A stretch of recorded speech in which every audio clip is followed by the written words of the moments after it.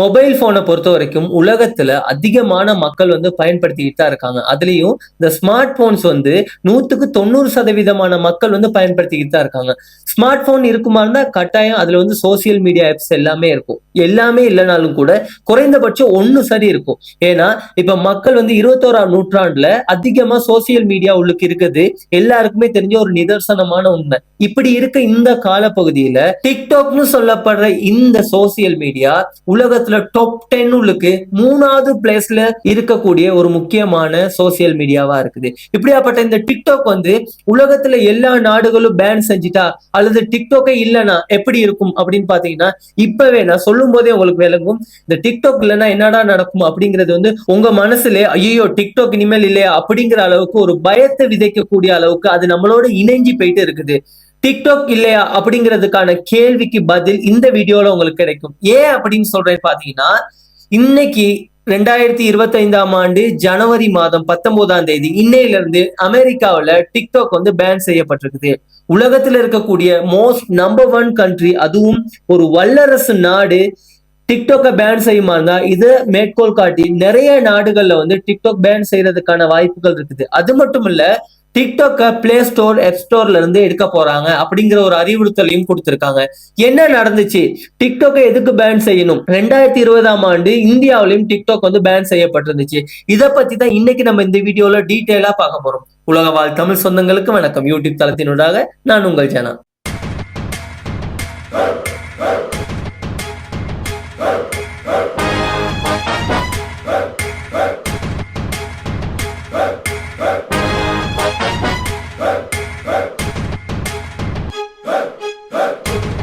அமெரிக்காவில் டிக்டாக் இன்னையில இருந்து பேன் செஞ்சிருக்காங்க.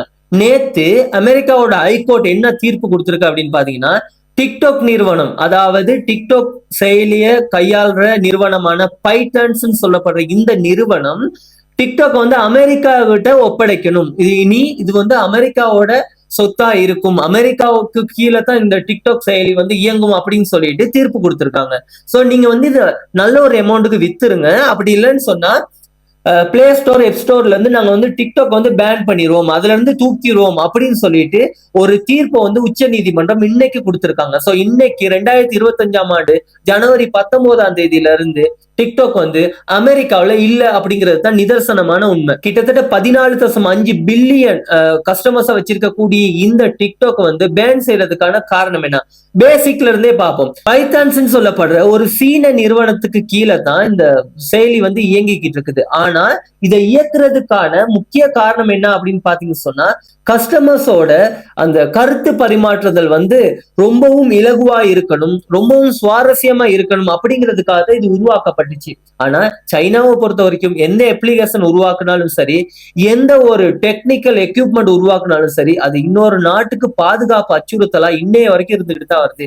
இதைத்தான் 2020ஆம் ஆண்டு டொனால்ட் ட்ரம்ப், அமெரிக்காவுடைய முன்னாள் ஜனாதிபதி டொனால்ட் ட்ரம்ப் சொல்லியிருந்தாரு டிக்டாக் பேன் செய்யறோம். அந்த நேரத்துல டொனால்ட் ட்ரம்ப்புக்கு இருக்கக்கூடிய அதிகாரத்தை வச்சுக்கிட்டு டிக்டாக் பேன் செஞ்சாரு. ஆனா அவர் பேன் செஞ்சிருந்தாலும் கூட உடனே ஜோ பைடன் ஆட்சிக்கு வந்த உடனே அந்த பாதுகாப்பு அச்சுறுத்தல் காரணங்கள் முரணா இருக்குது, இது சம்பந்தமா இன்னும் நிறைய ஆய்வு செய்யணும், அதனால தற்காலிகமா அந்த பேன் செய்யப்பட்ட அந்த டிக்டாக்கை நாங்க ரிலீஸ் பண்றோம் அப்படின்னு சொல்லிட்டு 2020ஆம் ஆண்டுல இருந்து 2024ஆம் ஆண்டு போன வருட காலப்பகுதி வரைக்கும் அது சம்பந்தமா ஒரு அனலைஸ் பண்ணிக்கிட்டு இருந்தாங்க. இது உண்மைக்குமே நாட்டோட பாதுகாப்புக்கு அச்சுறுத்தலா இருக்குதா அப்படின்னு சொல்லிட்டு நிறைய காரணங்கள், 1 இல்ல 2 இல்ல, கிட்டத்தட்ட 5-6 காரணங்கள் முன் வச்சாரு. இந்த மாதிரியான காரணங்கள்னால இதை நாங்க பேன் செய்வோம் அப்படின்னு சொல்லிட்டு, அதே மாதிரி இந்த காரணங்களை முன் வச்சு நேத்து ஹைகோர்ட்ல ஒரு தீர்ப்பு சொன்னாங்க. இன்னையில இருந்து டிக்டாக் அமெரிக்காவில பேன் செய்யப்படுது அப்படின்னு சொல்லி. இந்த டிக்டாக் அமெரிக்கா கவர்மெண்ட் ஏன் பேன் செய்யணும்னு சொல்றாங்க, அல்லது கவர்மெண்ட், அதாவது அமெரிக்கா கவர்மெண்ட் கிட்ட ஒப்படைங்க அப்படின்னு சொல்றாங்க. இது என்ன காரணம் அப்படின்னு ஒண்ணு டீட்டெயிலா சொல்றேன் கேளுங்க. இந்த காரணங்களை டீட்டெயிலா பாக்குறதுக்கு முதல்ல சைனாவோட எந்த அப்ளிகேஷனா இருந்தாலும் சரி, அதே மாதிரி எந்த டெக்னிக்கல் எக்யூப்மெண்டா இருந்தாலும் சரி, எல்லா நாட்டோட பாதுகாப்புக்கும் ஒரு அச்சுறுத்தலா இருக்குங்கிறது அந்தந்த நாட்டோட ஒரு அனுமானமா தான் இருக்குது. இதனால தான் சைனா சைனாவோட எந்த அப்ளிகேஷனா இருந்தாலும் சரி, அதே மாதிரி டெக்னிக்கல் எக்யூப்மெண்டா இருந்தாலும் சரி, உலக நாடுகள் வந்து அது பயன்படுத்துறதுக்கு முதல்ல நல்ல ஆய்வு செஞ்சு தான் யூஸ் பண்ணுவாங்க. சைனாவோட எந்த அப்ளிகேஷனா இருந்தாலும் அதிகமான டேட்டாஸ் வந்து கேட்கப்படுது. சும்மா நம்மளுடைய ஒரு மொபைல் போன்ல வந்து நம்ம ஒரு அப்ளிகேஷன் இன்ஸ்டால் பண்ணும்போது நிறைய பயோ டேட்டாஸ் வந்து நம்ம சம்பந்தப்பட்ட தகவல்கள் கேட்குது. நம்மளுடைய லொகேஷன், அதே மாதிரி கால் ஹிஸ்டரி, அதே மாதிரி கேமரா எக்ஸஸ், அதே மாதிரி மொபைல் போனோட கான்டாக்ட் எக்ஸஸ், இதெல்லாம் வந்து கேட்கறதுனால சும்மாவே அந்த மொபைல் போனுக்குள்ள அவ்வளவு தகவல்களையும் அந்த கம்பெனிஸ்க்கு நம்ம வந்து கொடுக்குறோம். அவங்க லீகலா அதை எடுத்துக்கிறதுக்கான அனுமதியை வந்து நம்ம அந்த அலோன்னு சொல்லிட்டு அந்த மொபைல் போன்ல அந்த அப்ளிகேஷனை டவுன்லோட் பண்ணும்போது நம்ம கொடுக்குற அந்த பெர்மிஷன்னால அதுல உள்ள பாதுகாப்பான எல்லா தகவல்களையும் எடுக்கக்கூடியதுக்கான சந்தர்ப்பங்கள் அதிகமா இருக்குது. இதைத்தான் அமெரிக்காவும் முன் வச்சிருக்காங்க. சோ இதைத்தான் இந்த பேன் செய்யறதுக்கு முதலாவதா முன் வச்ச காரணமா இருக்குது.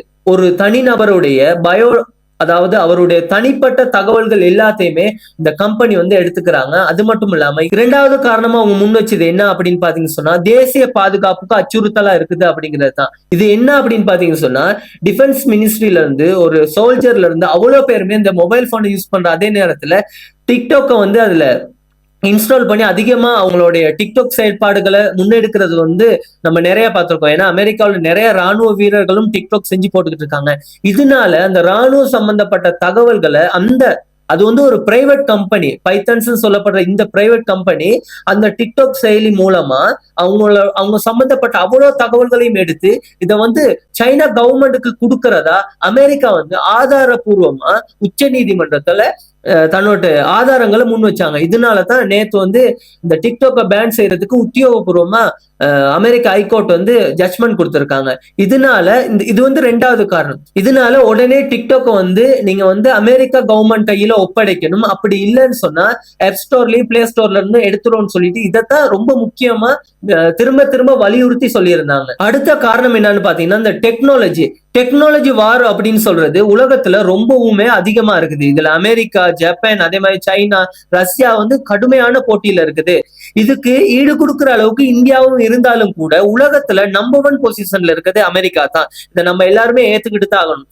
இவங்களுடைய இந்த அதாவது டெக்னாலஜியோட வளர்ச்சிய தடுக்கிறதுல அல்லது அமெரிக்காவை முன்னிட்டு முன்னுக்கு போகணும் அப்படிங்கிறதுல வந்து சைனா வந்து எப்பயுமே தன்னோட செயல்பாடுகளை வந்து அதிகரிச்சுக்கிட்டே வராங்க. இதை பிடிக்காதனால அமெரிக்கா வந்து இந்த டெக்னாலஜியை வந்து எப்படி சரி, அதாவது டிக்டாக் வந்து ஃபேஸ்புக்கு டஃப் கொடுக்குற மாதிரியும் இன்ஸ்டாகிராமுக்கு டஃப் கொடுக்குற மாதிரியும் இருக்கிறதுனால தான் இதை எப்படி சரி வாங்கிடணும் அப்படிங்கிறதுக்காக இந்த செயற்பாடுகளை முன்னெடுத்துக்கிட்டு இருக்காங்க.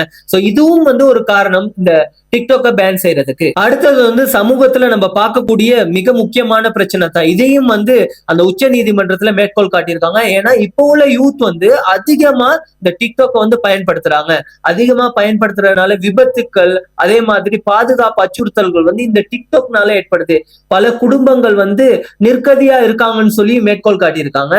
டிக்டாக்கை அதிகமா பயன்படுத்துறதுனால மனநிலை ரீதியா பாதிக்கப்படுறாங்க. இந்த காரணங்களை முன் வச்சிருக்காங்க. இதெல்லாம் வந்து உச்ச நீதிமன்றத்துல ஸ்ட்ராங்கா எடுத்துக்கொள்ளப்பட்ட ஒரு காரணங்களா தான் இருந்துச்சு.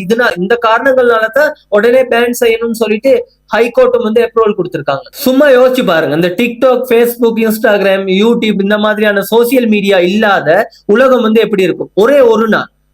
ஒரு நைட் ஃபுல்லா மொபைல் போனை தன்னோட ரூம் அந்த சரௌண்டிங் உள்ளுக்கே இல்லாம, அந்த ரூம் சரௌண்டிங் உள்ளுக்கு அந்த மொபைல் போனை சார்ஜுக்கு போடாம அல்லது போனை ஆஃப் பண்ணாம அந்த ரூம்ல இருந்து ஒரு தொலை தூரத்துல ஏதாவது பக்கத்து ரூம்லயோ அல்லது வேற ஒரு மாடியிலயோ வச்சுட்டு அந்த ரூம் உள்ளுக்கு ஒரு நாள் ஃபுல்லா 24 மணித்தியாலும் நம்மளால போன் இல்லாம இருக்காது. அதே மாதிரி அந்த போனை எடுத்து நம்ம யூஸ் பண்ணும் பட்சத்துல ஏதாவது ஒரு சோசியல் மீடியா உள்ளுக்கு நம்ம போயிட்டு அதுல டைம் ஸ்பெண்ட் பண்ணக்கூடிய சாத்தியங்கள் அதிகமா இருக்குது. அதனால சோசியல் மீடியாவும் மனிதர்களுக்கும் இடையிலான ஒரு பிணைப்பை வந்து பிரிக்க முடியாத ஒரு சூழ்நிலை இருக்குது. ஆனா டிக்டாக் வந்து இதுல வந்து அதிகமான ஒரு தாக்கத்தை ஏற்படுத்துறதுனாலதான் இதை வந்து இந்த காரணங்களா முன் வச்சுதான் இதை பேன் செய்யணும்னு சொல்லியிருக்காங்க. சோ இப்ப இந்த காரணங்களை அடிப்படையா வச்சுக்கிட்டு அமெரிக்காவோட உச்ச நீதிமன்றம் ஒரு முடிவுக்கு வந்தாங்க. 2025 ஜனவரி 19, அதாவது இன்னையில இருந்து டிக்டாக் வந்து அமெரிக்காவில பயன்பாட்டுல இல்ல அப்படிங்கிறது தான் உண்மை. அது மட்டும் இல்லாம இந்த டிக்டாக், அதாவது பைத்தான்ஸ் சொல்லப்படுற சைனா கம்பெனி வந்து இந்த டிக்டாக் வந்து அவங்க கையில ஒப்படைக்கணும். யார் கையிலன்னு கேட்டா அமெரிக்கா கவர்மெண்ட் கையில ஒப்படைக்கணும். சோ அவங்க தான் இனிமேல் அதை ரன் பண்ணிக்கிட்டு போவாங்க. இதை நீங்க வந்து ஒப்படைச்சிருங்கன்னு சொல்லிட்டு சொல்லியிருக்காங்க. ஆனா அவங்க ஏலாதுன்னு சொல்லிக்கிட்டு இருக்கிறதுனால சில நேரம் வந்து டிக்டாக் வந்து அவங்க கையில ஒப்படைக்கலன்னு சொன்னா பிளே ஸ்டோர்ல இருந்தும் எஃப் ஸ்டோர்ல இருந்தும் அதை எடுக்கிறதுக்கான சாத்தியங்கள் அதிகமா இருக்குது. சோ பொறுத்திருந்து தான் பார்க்கணும். அடுத்த கட்டமா இந்த டிக்டாக் வந்து உலக நாடுகள்ல பயன்படுத்தப்படுமா? ஏன்னா எப் ஸ்டோர்ல இருந்தும் பிளே ஸ்டோர்ல இருந்தும் தூக்கப்பட்டுச்சுன்னா அதுக்கு பிறகு நம்மளால அதை பயன்படுத்த முடியாத ஒரு சூழ்நிலை ஏற்படும். இதுக்கு பிறகு டிக்டாக் இல்லாத ஒரு உலகத்துல வந்து நம்மளாம் காலடி வெப்பமா இருந்தா அது எப்படி இருக்கும்? இதுக்கு பதிலா மாற்று நடவடிக்கையா வேற ஒரு அப்ளிகேஷனை கொண்டு வருவாங்களா?